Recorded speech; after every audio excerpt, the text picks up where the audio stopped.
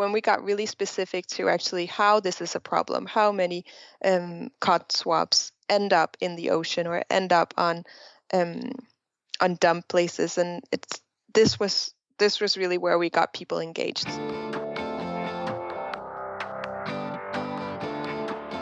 Hey, my name is Felix Tiet. I'm the host of Shopify Masters, a weekly podcast powered by Shopify, the easiest way to sell online, in person, and anywhere in between. Each week, we invite entrepreneurs like you to share what they've learned growing successful e-commerce businesses. In this episode, you'll learn how to validate your product idea by collecting emails, how to market towards a sustainability-focused customer, and how to determine if your passion is worth pursuing as a business. Today, I'm joined by Isabel Agard from LastSwab. LastSwab is a reusable, sustainable, and sanitary alternative to cotton swabs and buds, replacing at least 1,000 cotton swabs, and over the last 7 months has generated over $1.3 million and was started in 2018 and based out of Denmark. Welcome, Isabel. Hi, thank you for having me on. Yes, so where did the idea behind this sustainability-focused business come from? Well, we're three designers that a year ago, we're sitting and we've done a lot of different designs throughout the years, and we just really wanted to start focusing on different sustainable objects and things that we would use in our daily life. So it kind of emerged in this focus, and while we were researching, we found out that there was just this huge focus on single-use items that was coming up, but it hadn't really been put into light before now. And I think we were just very fascinated by the numbers and how we could design an object that could replace a single-use item would just make a huge difference for the environment. Makes sense. So you mentioned that you were three designers, and this is the first that you guys have now focused on working on your own product. Did you have experience launching products in the past or launching your own businesses, or were you a designer for someone else? Yes, we have all three done a lot of different designs throughout the years, but we've done mainly furniture design and things for the kitchen and more like more normal product. And I also worked in actually a medical industry where we were doing a lot of bags for chemo patients, and so it's a very different what we've done, but we've all been working with products throughout the years. Got it. Makes sense. So now talk to us about this research process. Like you guys all three sat down and said, okay, we want to come up with a product and launch a business behind it, or like, what was the reason that you were embarking on doing this research? Well, we were all working on different projects. The two other designers is my brother and his partner in crime. And I think when we were just having lunch together in our office, we just kept talking about what we really wanted to design and what was really our passion in life.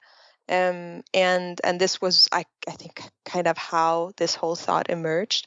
We then really wanted to dive in and figure out what can really make a difference, because we didn't want to make something that was either greenwashed or something that didn't really live up to the expectations of what we wanted to solve. So we were really looking at what kind of problems do we have with our environment and the impact that we put on it.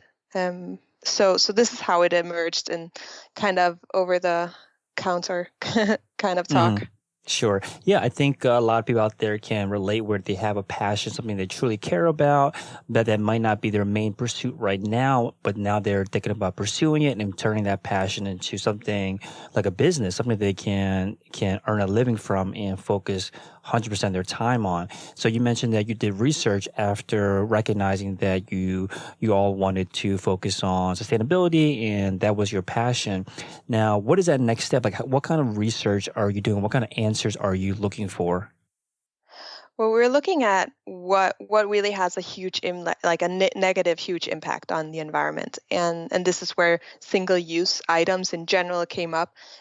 So we could just see that we could actually launch a collection of different things that would replace these single-use items. So this was like the main thought, like the big passion, the big purpose for us. And when we then went through the list, you could see straws, but this is also something that a lot of people have tackled. You see cutlery, and a lot of other different toilet paper, very interesting items. Mm-hmm. And then the Q-tip just came. It was actually on the top 10 list, and we were just very surprised because it's such a little item, and so this was everything. Actually, was kind of everything was created in an ocean of we want to do single use. We want to get rid of single use items in general, with designing something alternative that can be reused. And the Q-tip was our first, our first idea, we could see we could solve this issue. Right. So you recognize that there's a problem, I guess, in the world with the single-use items. How did you know, though, that there was a market, that there were other people out there that would be willing to buy a product like LastSwab's products in order to combat the single-use item issue? Well, we started testing, and this we did with email collection. So we did we designed our product more or less finished, and we knew not exactly what materials, but we were really long in the design process. But we had no idea that this was going to blow up or that this was going to be big. So we tested it out by putting some money in some email marketing, where we sent out, hey, this is coming on Kickstarter. If you sign up now, then we'll give you even more discount. And then actually it was like 2 weeks into this campaign where we just saw how high the conversion rate was. And we'd never done a product where this was so high. Was this like your first consumer-focused product? Like, I guess you mentioned that you also focused on furniture, but this was like the first almost I guess more widespread consumer-focused product? I would more say it's our first sustainable product. Okay. But we've done things for the kitchen. It is product based, I would say. So, but it's the first that have kind of where we put our passion into it and said we really want to make a difference, or this really means something, and not here's a salad bowl and like everybody else also has a salad bowl, we also have one. So it just had a deeper level of purpose. Got it. Okay, so email collection was the first thing you did to validate whether there was any interest in this. What did you say? Was it just like one landing page? Talk about this. I think this is a stage that a lot of people either skip or maybe are aware of, but don't know exactly how to execute on this to validate that product market fit before diving any deeper. So talk to us about what does that email collection process look like? Mm-hmm. Yes, I think it's so crucial, and we're going to do it with all our products. We are doing it with all our products because it's such an amazing way, a very cheap way to validate if this is at all an interest for people. But yes, it's a landing page that we A/B tested every single day. So every day I would put a new image up or a new text, and then we would figure out to the day when the day ended which product picture, which text had done best. And I only changed one thing to really be able to track it. And this is how we slowly also could move our conversion rate up. And we figured out how to actually explain this product. And we figured out how the imagery should be, because we could see what people understood and what didn't work. And it wasn't about what we thought was nice. Actually, rarely it was the ones that we thought were nice pictures, for example, that won that day. So we were constantly changing this. And then we had a marketing agency that helped us do Facebook campaigns mainly, and a little bit of Instagram. And this is how we kind of reached out. And then we saw and they also A/B tested, so they figured out. So it was kind of how can we get people interested in a little frame of image? And if they click, how do we get them to sign up to this newsletter? So it was actually just growing this newsletter and trying to, in the meantime, try to figure out how we could communicate the product best. Yes. So when someone else wants to do this and they are A/B testing the landing page, there are obviously so many different things you can change. When you look back on the A/B testing you've done, what kind of levers, what kind of changes did you find made the biggest difference in conversion rate increases? I think that we changed everything, but color. how you signal everything, and also being very concrete with your words. So when we did text where they were more, we're just helping the world, or cleaning the oceans.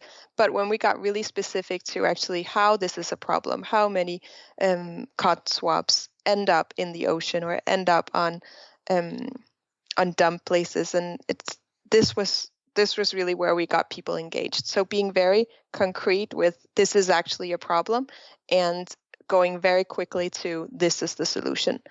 So I think we ended up doing a banner where we did actually used the imagery. So it was our product, which was the solution, and then you saw the problem, and then you saw trash and ocean. So it was really like figuring out how to explain this very simple thing in words and in imagery. I think this is important because I think anyone out there that is focused on kind of big problems, like big changes that they are trying to make an impact on, it's easy to get kind of caught up in your head and think about the grand vision that you have in your head, and you're trying to explain that to just like a regular person, right, that just wants to see how can they make an impact. It will kind of fall on deaf ears if you talk about too big of a vision, because they cannot see themselves having that kind of impact. But when you make it concrete and say, if you buy this product, this is how you personally will contribute to fixing the problem, I think that's what you're getting at. Making it concrete, bring it down to the level of your consumer, your user, rather than talking about your necessarily like huge and goals that are a little bit harder for them to wrap their heads around. Now, you mentioned that the product was already pretty well designed, so you had a lot of photos of a pretty much finished product. How important is this, especially for someone out there that obviously doesn't have a team of 3 founders that are designers, and they don't have that experience involved? Like, did you find that this was a big, requirement to having a high converting landing page? Actually, we didn't actually have real photos until I think after the Kickstarter. So everything was renders. Everything was renders. So that means that we've drawn the products in a program on our computer, and then we've got it so well made so that it actually looks real. So we put some shadows in there, and we made it a little bit open, a little bit crooked, so it didn't look so not real. But actually, none of the product pictures in the beginning were real. Got it. So someone out there that doesn't have that experience can probably hire a designer to help them put pieces together, or what are your thoughts on the best approach if someone out there wants to take the same approach of putting up a landing page to validate that product market fit, but doesn't have the expertise of designing the product right off the bat? I would say yes, of course, you can find help. We use freelancers and Upwork a lot to try to tackle a lot of the problems or the assignments that we're not good at, or that takes us too long. So I think designing, of course, is something that we really love and something that we want to be a part of that process. But yes, you can find a lot of different amazing people out there that will do a lot of things for not that much money. Got it. So you mentioned that you had hired an agency to run Facebook campaigns and some Instagram ads as well. That was to drive traffic to the landing page for to collect the emails. Mm-hmm. And was that the only, I guess, method that that you used to drive traffic, or did you do anything organically that was more, I guess, a free approach, or you focus mostly on paid traffic? No, we did a lot of different things actually. We started up because we had done a very sustainable product. So we started up getting into all the groups on Facebook that were talking about sustainability or zero waste. And we talked in those groups also while we were actually designing it to figure out how people use and how they reuse things, and how we can kind of meet the customers. But we also launched our product in there and told them what we were doing and published it. A lot of the pages would close it down because it was too salesy, or and this is a forum where we talk. But some of them heard, and especially if somebody asks, oh, I really want to do, look to how I can improve things in my bathroom, then you could comment on that post. Oh, I saw this campaign, LastSwab, and then you could link it. And this was really effective, actually, because you really dove into a very concrete, a target group that was very well targeted to exactly the customer that we were looking for. Right. They had a real problem that they wanted to solve that was in front of them.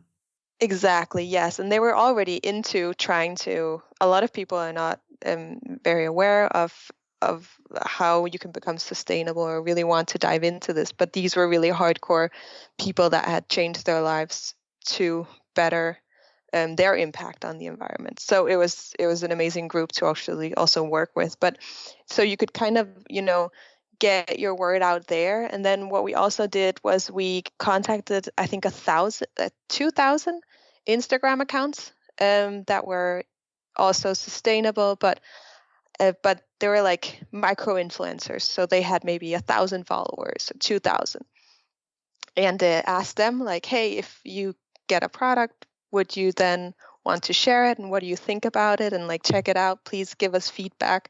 So it didn't become too salesy, and this also generated a lot of interest and a lot of shares before we had even launched our Kickstarter. Got it. Okay, so just to kind of lay this out timeline-wise, so the email collecting that you were doing, you were both driving paid traffic, but then you were also going into Facebook groups to drive people to check out that landing page, or were you in Facebook groups only after the Kickstarter launched? Before. So during email collection phase, you can still do the same approach that you guys took by going into Facebook groups and just commenting, contributing, and then finding ways to drive where it makes sense to drive people to check out that landing page. Exactly. Yes, because as soon as you have a landing page, you have enough information for anybody to get an overview of what is this, and then if they're interested, put in your email. If not, so it's very easy, and there's an action. So this was crucial for us. Right. So how do you position a product that doesn't exist yet on a landing page? Like, how do you talk about it in a way that validates that there's demand for it, but the product doesn't exist yet? How do you talk to us about how you talked about the product and then asked for an email address?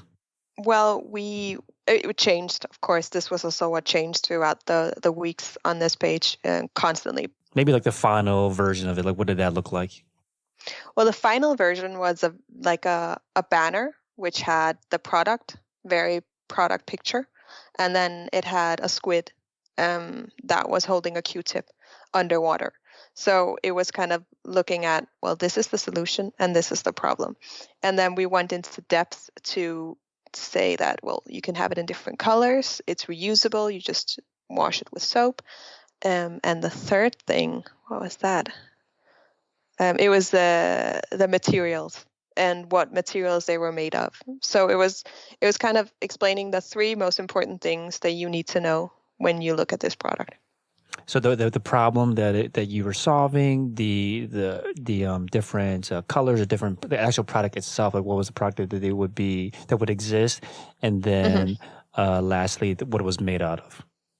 I think the colors and what it was made out of actually ended up being in the same bracket.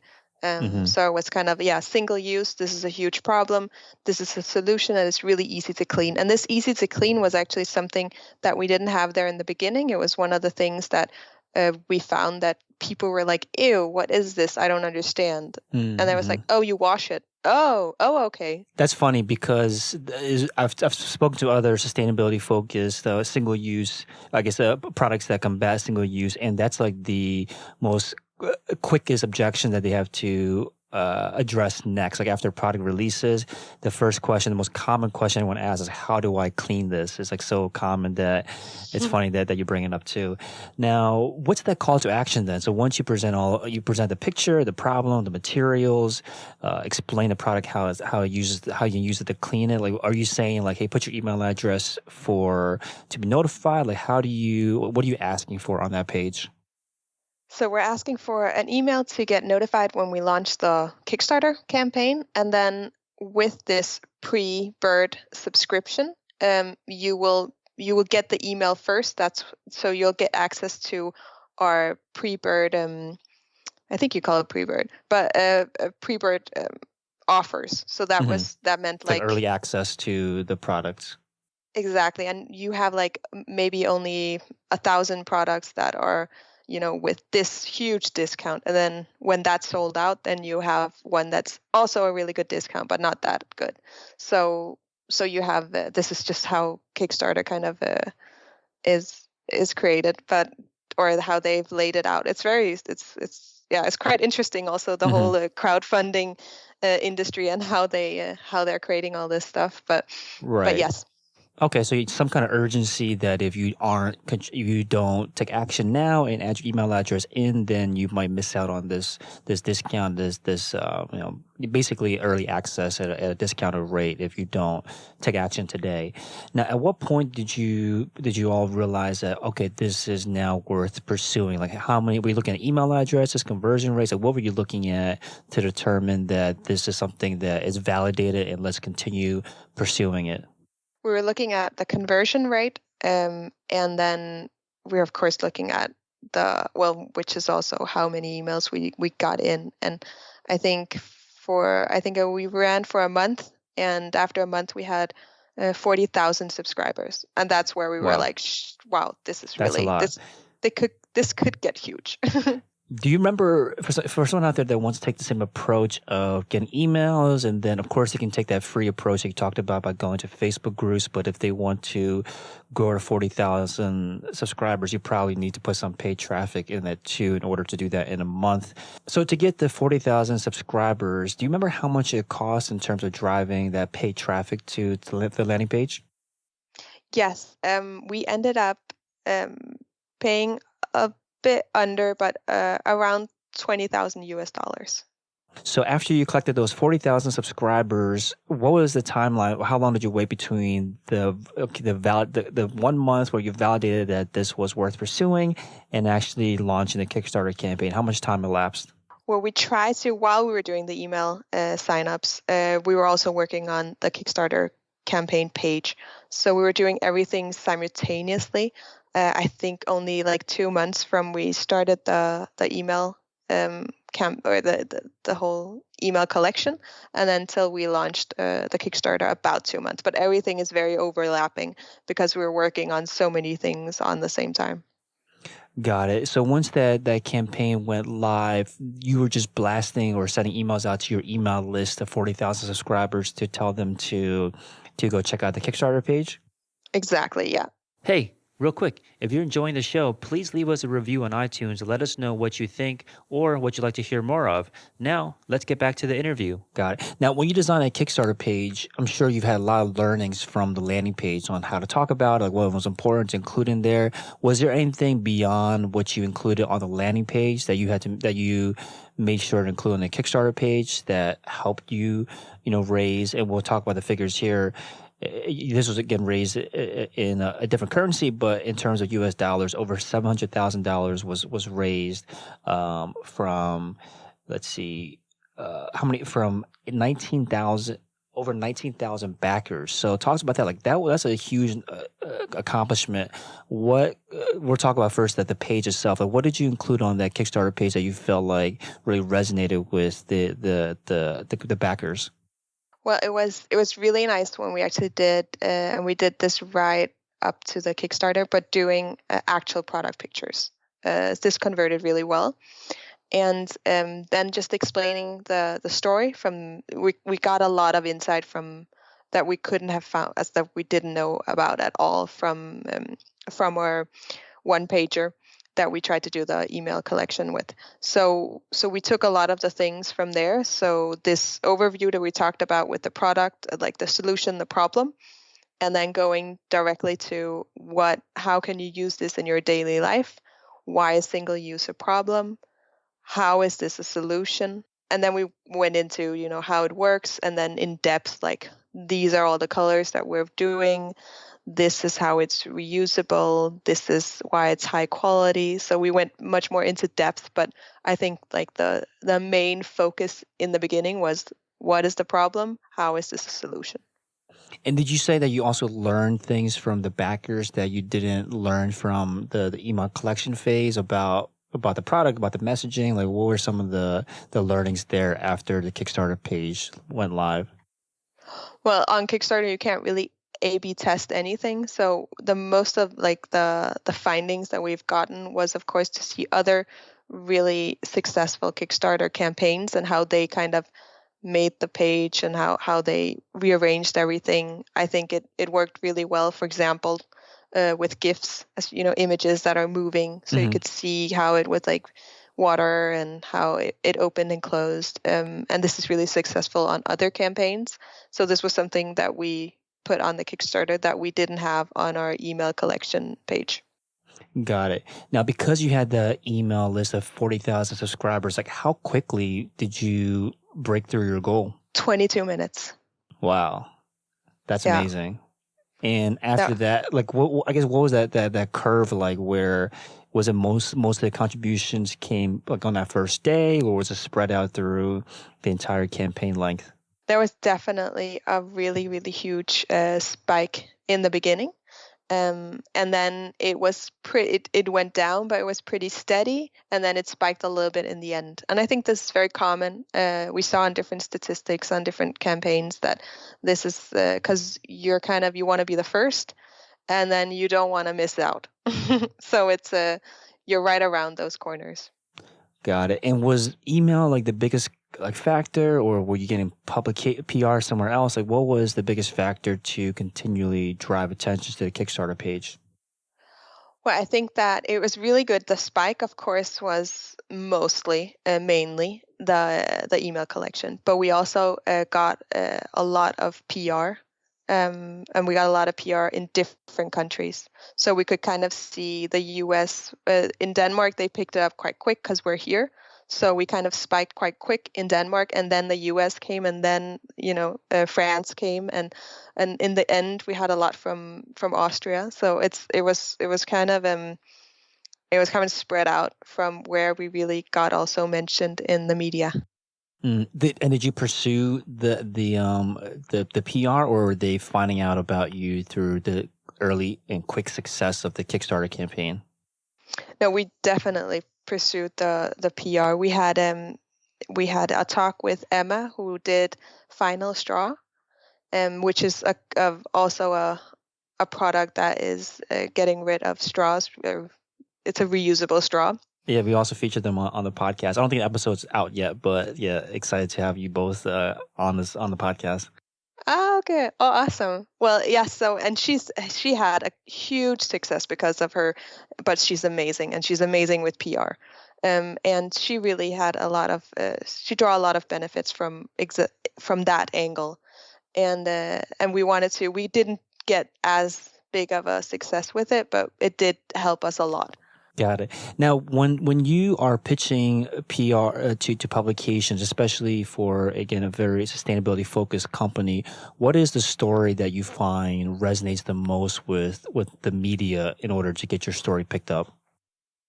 I would say animals in the ocean getting, well, choking on or dying from all of this plastic debris. I think that is something that everybody can resonate with, and it's so simple and it's inhumane, and it's just pointing at a lot of I think very deep feelings in people. Right. So when you are creating messaging or marketing for a sustainability focused customer, do they care about the same things, or are there different kinds of marketing messages that seem to reach, again, a sustainability focused customer better? It's so different, and it's also what kind of group you kind of want to get into. I would say the real hardcore sustainable target group is they want to have facts. They want to figure out, like, where is this produced? How is this better? Why are you trying to sell me this? And like, they're very hardcore. Where I think a larger group, which is more just, they want to be part of of doing something good. They are more aimed at maybe a squid with a Q-tip wrapped around it, where we're also digging into a huge group of people, even huger. I think it's 90% of, but they are more in that they want something that's nice and something that's maybe fashionable and something that they're going to use. So I think you kind of have degrees on how sustainable you are and how also, how easy this product also has to be to use. And this is also why we did a lot of different colors. We wanted really to have this become something personal, become something that you want to carry with you, and that it can kind of mark who you are, but it's also just a really convenient and nice object. Right, because your marketing needs to be so different in these different customer groups, and like you're saying, the people that are very much into this, like on the I guess more extreme end, you don't only have to change your marketing, but you almost potentially have to change your supply chain and your product just to address these concerns that valid concerns that they have. Is it then the question I think that comes up for a lot of people is it worth addressing a certain target market more than others, especially if the mass market could potentially be easier to convince, I guess, to make a purchase, and it's obviously a larger market. Like, how do you know where or when to target the customer bases? I think it's very different. I think there are some things that make sense. There's some visions that you have for your company and your product and what you want to do with it. So I think that this should just be the like kind of the backbone of what you are and what you stand for and what your product then stands for. So there are some things. So for example, our product is made of plastic. The box is a corn-based plastic, but this is something that a lot of eco people would not. They're like, why is it not bamboo? Why is it not this and this? So in that sense, it's very different to target somebody if they think that your product should be different. And that's where I think that you should just kind of have a vision and know what you do and have the right. I know why it is more sustainable in plastic than in bamboo, because bamboo is not something that we could make it in. It's not something that would be sanitary or sustainable in any way. But this is a hard story to tell. So I think that you have to tell your story in many ways, and you have to figure out how you want to explain this and how in depth you want to go with people. But like bottom line, you've made some decisions, and your target or what you want to pursue with your product is up to you. So this just sounds like a very delicate, like, balancing act to determine like what is actually sustainable for your cause, but then also what's sustainable for you, for the business, right? If you are trying to just make progress in this cause, it's probably better for you to exist as a company than to try to solve every single problem, but then potentially not be around anymore because you're so focused on solving all of these little problems that might eat away at margins, and all of a sudden you don't have a business anymore. So I think that's something important to keep in mind, when you're trying to balance what you should focus on. Exactly. Mm-hmm. So after this Kickstarter campaign, what was next? What did you guys focus your attention on after the campaign had such an amazing success of, again, raising over $700,000? We after the Kickstarter, we moved directly to Indiegogo, which is also similar to Kickstarter. So it's also a pre-order platform, and we raised more or less the same amount, and then we moved from there directly to a web shop. Interesting. So you did a Kickstarter, and then, like, you're talking about how soon after that ended did you move over to Indiegogo? Days. And this was obviously strategic from the very beginning, right? That you decide, okay, let's do the Kickstarter, and then once that ends, let's launch on Indiegogo. Exactly. Yes, because you can't go the other way. If you do an Indiegogo, Kickstarter won't allow you to do a Kickstarter. So Interesting. it's Okay. very, yeah. Now, so obviously there was a lot of hype and attention because, again, of the success of the Kickstarter campaign, all the media coverage. How do you make sure that that carries on as you go over to Indiegogo? And obviously, what you did work because you raised nearly the same amount raised the same amount of money on Indiegogo. So how do you make sure you transition that kind of media buzz over? Well, you do a link where you say, well, we're now live on Indiegogo, but we're finished on this campaign. And then we redirected. The landing page that we were talking about in the beginning also changed throughout the months. So when we were on Kickstarter, there was a direct link to Kickstarter, and when we were on Indiegogo, it was there. And then when we were on the website, that page was now a website. So everything, when you Google last well, when you Google LastSwab, you'll come to our landing page that we had throughout the whole before campaign, after campaign. Got it. So you try to focus the attention only to funnel basically into one direction rather than have all these different properties that are doing different things. You try to drive everyone to the similar, I guess, page, or not similar, but the same page, so that you don't have to worry about all of these different things that are going on in your business. Exactly. Yes. Yeah. So which leads me to something that you mentioned previously, which is that you think you attribute a lot of your success to also being able to create simple and effective structure and automated processes to help run the business. So talk to us about this. Like, what are some of the things that you've been able to simplify with the business? So in the beginning, we started to simplify everything about drop shipping.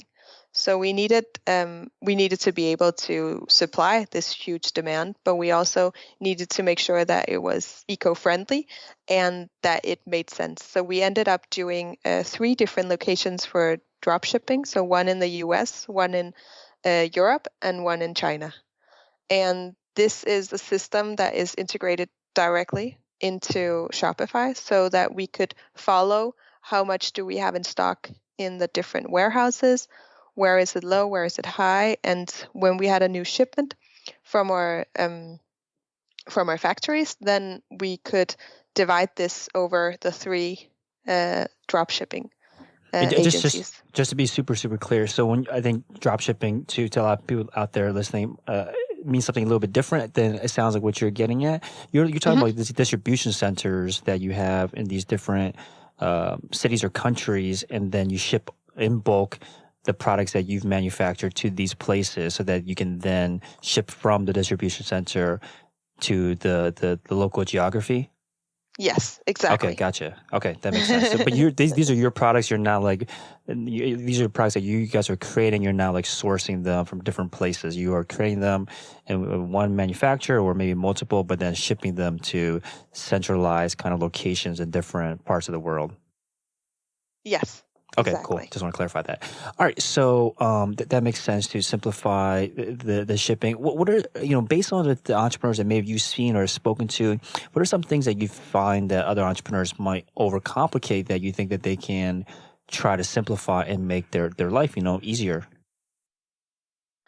I think we have very early in the process found out, or we have a wish that we don't want to be a huge company with a lot of employees, because we've been in a lot of companies with a lot of employees where everything gets just complicated. And from one to the other, it's just the job. And of course, I understand that there is a lot of work in creating